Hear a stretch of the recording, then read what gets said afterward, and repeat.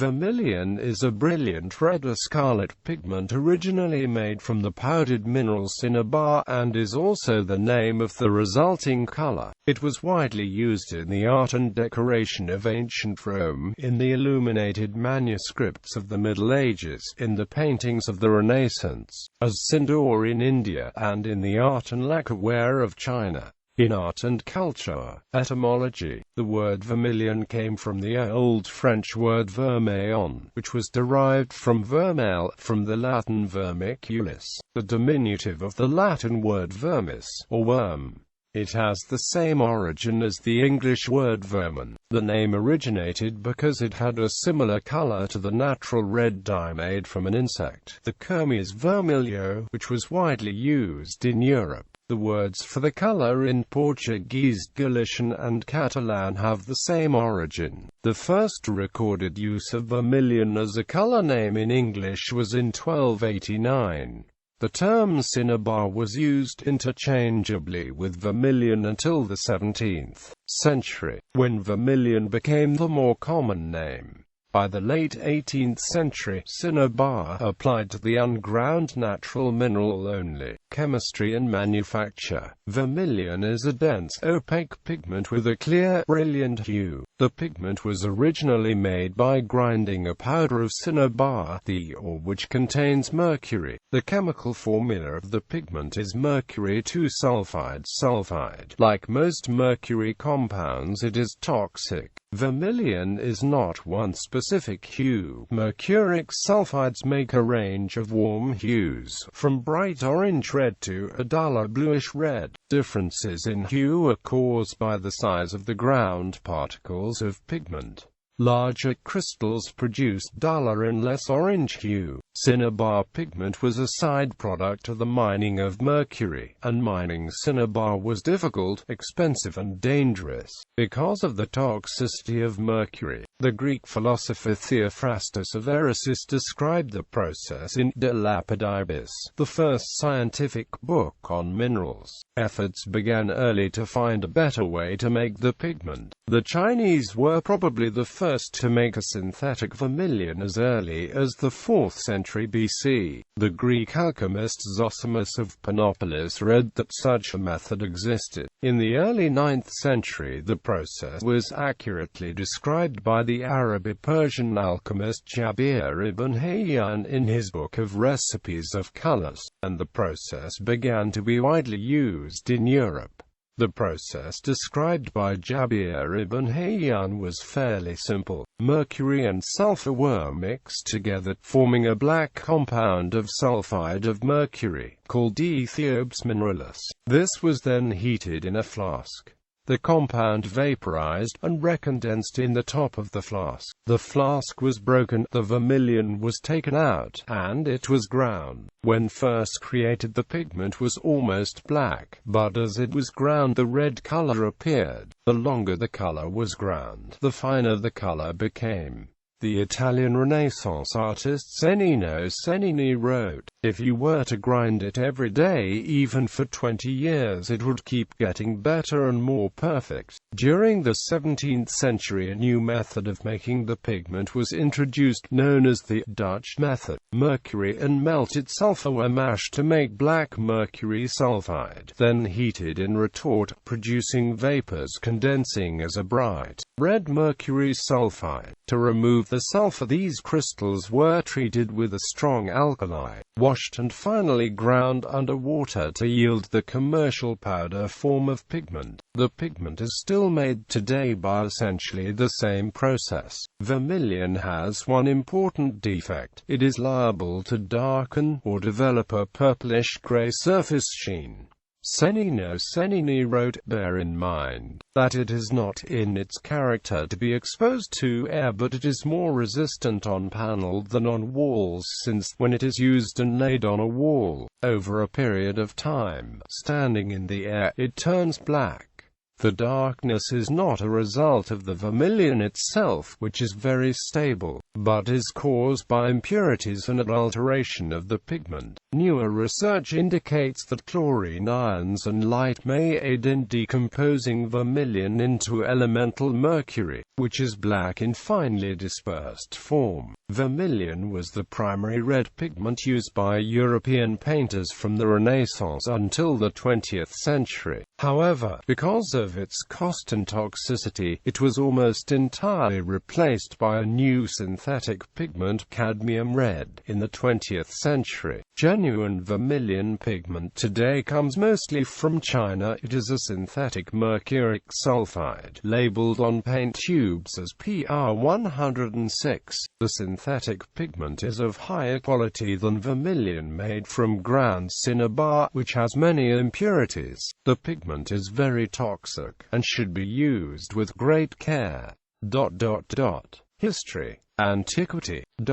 The first documented use of vermilion pigment made with ground cinnabar dates to 7000–8000 BC, and was found at the Neolithic village of Catalhoyuk in modern-day Turkey.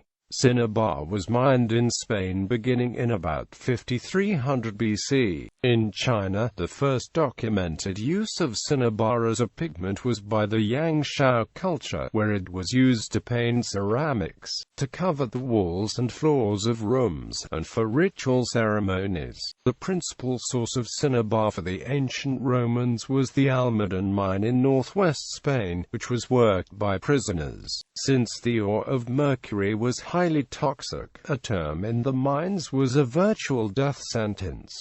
Pliny the Elder described the mines this way: "Nothing is more carefully guarded.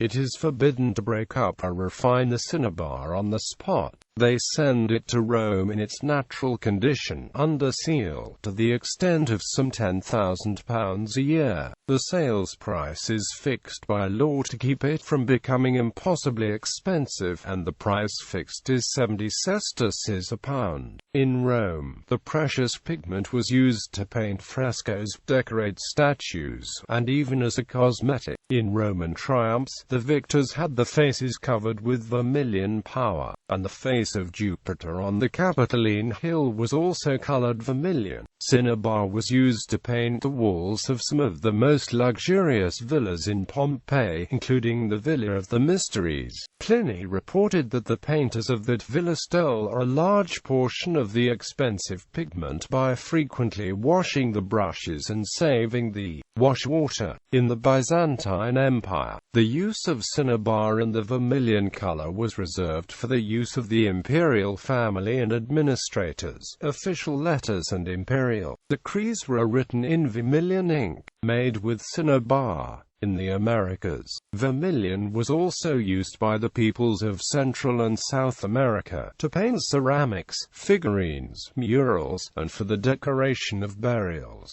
It was used in the Chavan civilization and in the Maya, Sican, Moche, and Inca Empire. The major source was the Huancavelica mine in the Andes Mountains in central Peru. The most dramatic example of the use of vermilion in the Americas was the so-called Tomb of the Red Queen, located in Temple 13 in the ruins of the Mayan city of Palenque in Chiapas, Mexico, dated to between 600–700 AD. Discovered in 1994 by Mexican archaeologist Arnoldo González Cruz. The body and all the objects in the sarcophagus were covered with bright red vermilion powder made from cinnabar.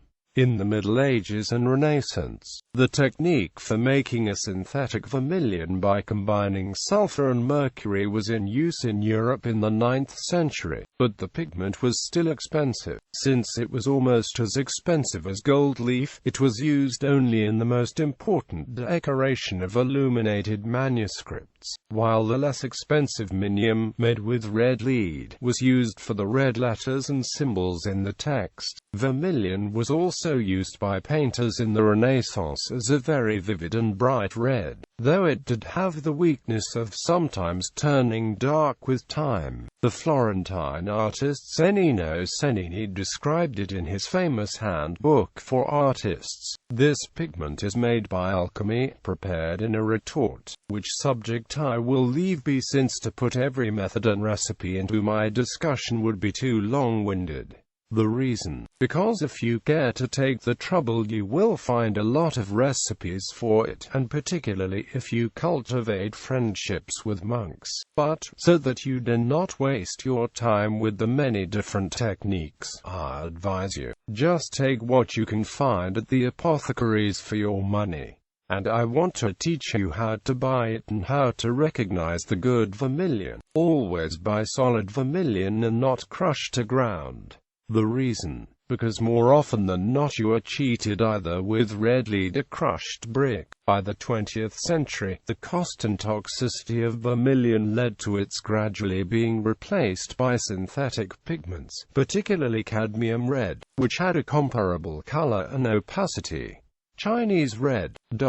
On the other side of the world, in China, the color vermilion was also playing an important role in the national culture. The color was most famously used in creating Chinese lacquerware, which was exported around the world, giving rise to the term Chinese red. The lacquer came from the Chinese lacquer tree, or Toxicodendron vernicifluum, a relative of the sumac tree, which grew in regions of China, Korea and Japan. The sap or resin of the tree, called urushiol, was caustic and toxic, but, painted onto wood or metal, it hardened into a fine natural plastic, or lacquer surface. The pure sap was dark brown, but beginning in about the 3rd century BC, during the Han Dynasty, Chinese artisans colored it with powdered cinnabar with red ochre, giving it an orange-red color. Beginning in about the 8th century, Chinese chemists began making synthetic vermilion from mercury and sulfur, which reduced the price of the pigment and allowed the production of Chinese lacquerware on a larger scale. The shade of red of the lacquerware has changed over the centuries.